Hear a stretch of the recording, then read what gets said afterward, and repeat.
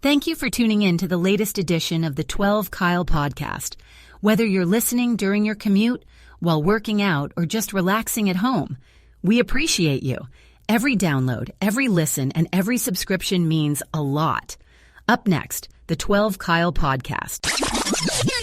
And I thought it was kind of weird that they let me choose the punishment, but he said you can either get a paddling, which would be 2 licks, or you could spend a day in in-school suspension. Now, the thing about in-school suspension, ISS, was that if you went to in-school suspension, your parents had to be notified, right? And the last thing I wanted my mom to do was know that I was in in-school suspension. So I settled for the paddling. And so I was going to get 2 licks from Mr. Hewitt. He took out this wooden paddle and he hit me twice, like you would spank your child. Whap, whap. And I'll be honest, I thought it was going to be a lot worse than what it was. He probably hit me as hard as Mrs. Singleton would have hit me. It wasn't a hard lick. At this point, I'm playing football. I'd been hit hard on a football field than I had by that, than I got from that particular principal, assistant principal, Mr. Hewitt. But yeah, I got the paddling, never told my mom about it, never got into any more trouble.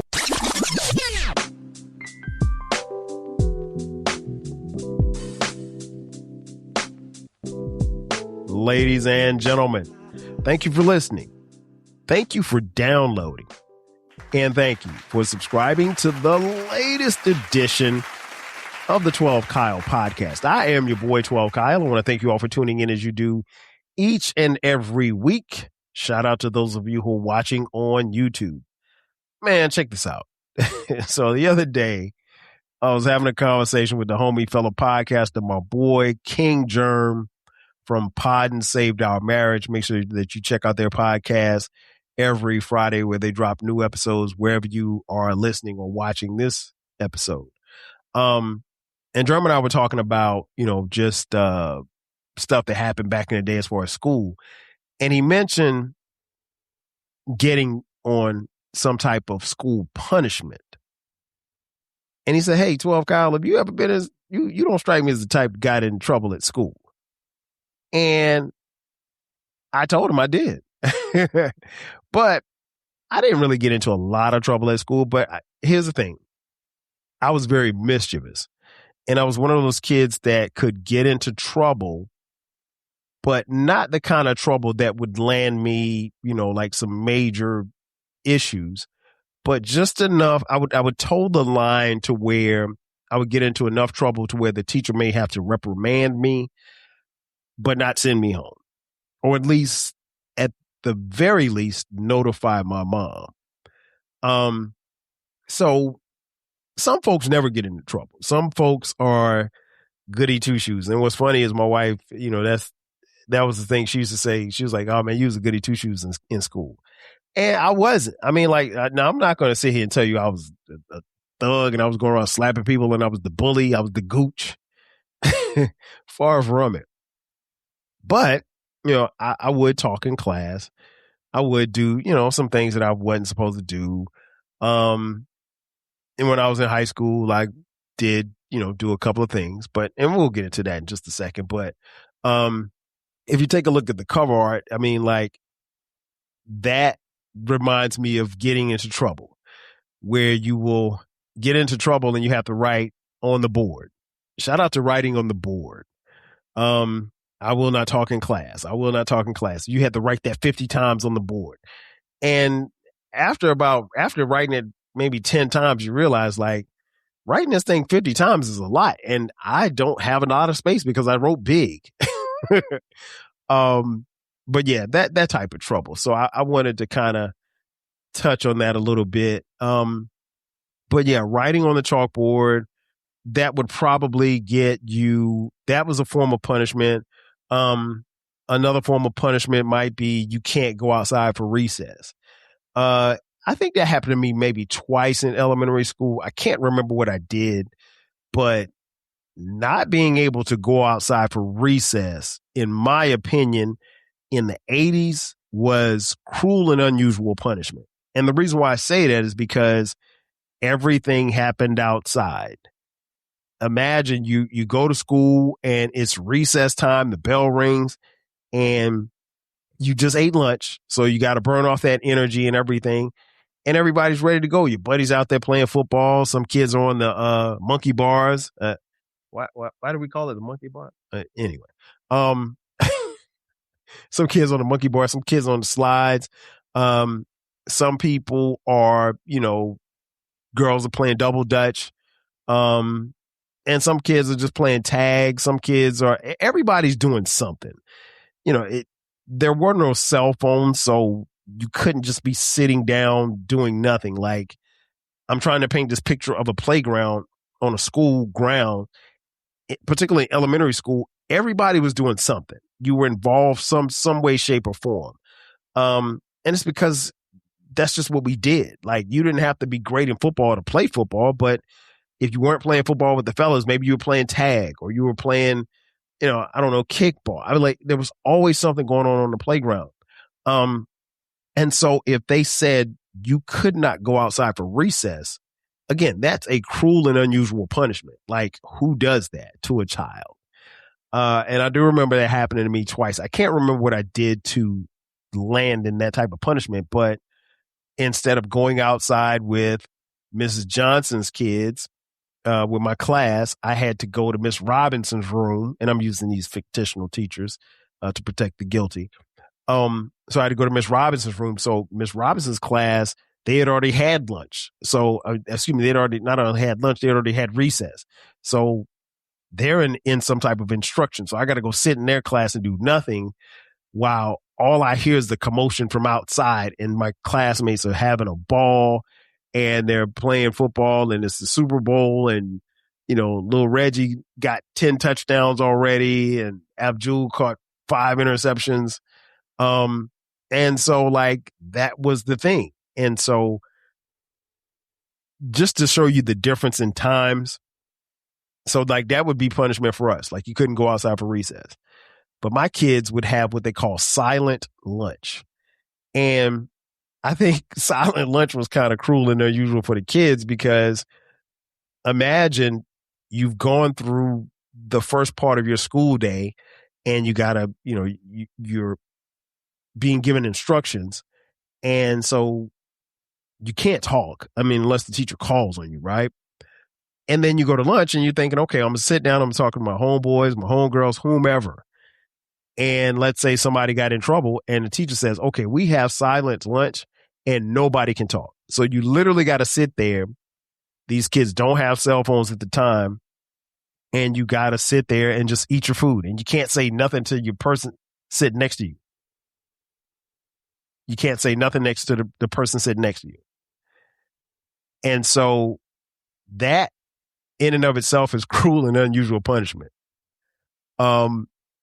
But yeah, it was just that. And so I would laugh at my kids when they said, Dad, we had silent lunch today. I can't believe it. I can't believe it. We shouldn't have been in silent lunch because Johnny was talking. I mean, hey, I don't know what you want me to tell you. Nonetheless, it was in their minds cruel and unusual punishment. But like I said, I got into trouble a couple of times.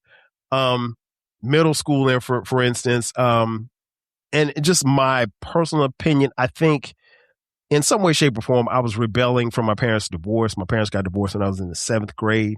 For us, middle school was 7th and 8th grade. Shout out to Williams Middle School. Not only did my parents get divorced, but we moved from the house we were in. So we left my house with my mom and my dad and my brother, my younger brother, Damon. And now we moved into a house with my aunts, my 2 aunts, my cousin Eric, my cousin Mike. And it was a different side of town, new school, everything. So, and a lot of the kids that I went to elementary school with didn't go to that middle school. Shout out to Williams Middle School again. But in my mind, looking back on it now, I think I was just rebelling a little bit from the divorce. But trouble could have been anything from talking in class to chewing gum to fighting or skipping school. Now, the punishments are different in middle school. You had what we call ISS, in-school suspension. You could get a paddling or you could have overnight suspension. And so the teachers have a way of obviously recording all of this stuff. So you get a couple of warnings and then you get written up. Well, I got written up by one of my favorite teachers, Mrs. Singleton. Mrs. Singleton was my music teacher. Not only was she my music teacher, but she was my boy Jay Fresh's mom. And ironically enough, Jay Fresh was one of the most, I can't call him bad, but he was mischievous. He'd get into stuff. So, teacher's kid's always bad, just like preacher's kid. And funny as I say that, Jay Fresh his dad was a preacher, mom's a teacher. So, I mean, he was spoiled. So he's bad. I mean, really bad. Shout out to Jay Fresh. But yeah, Miss Singleton, she wrote me up I was in chorus class, and I was talking, and she wrote me up. So that was one. And then I think I was in my was it social? I think my social studies class got written up in that class for talking. So I was warned twice. You get like 2 warnings for talking, and then you get written up. So I had 2 write-ups like within a 2-week period or something like that. And then I got sent to the principal's office. And so this was big because I had to see the assistant principal, wasn't Mr. Hewitt, I think. Mr. Hewitt, white guy. Sandy brown hair, kind of slim.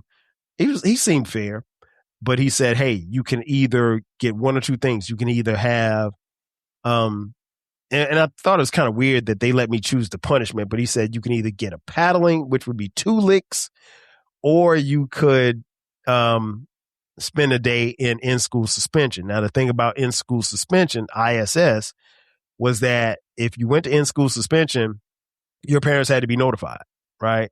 And the last thing I wanted my mom to do was know that I was in in-school suspension. So I settled for the paddling. And so I was going to get 2 licks from Mr. Hewitt. And I go into his office, and you had to bend over a chair, pause, and he took out this wooden paddle. And he hit me twice, like you would spank your child. Whap, whap. And I'll be honest, I thought it was going to be a lot worse than what it was. Like, he probably hit me as hard as Mrs. Singleton would have hit me. So, I mean, it wasn't a hard lick. Like, at this point, I'm playing football. I've been hit hard on a football field than I had by that, than I got from that particular principal, assistant principal, Mr. Hewitt. But yeah, I got the paddling, never told my mom about it, never got into any more trouble, but it was just because I was talking.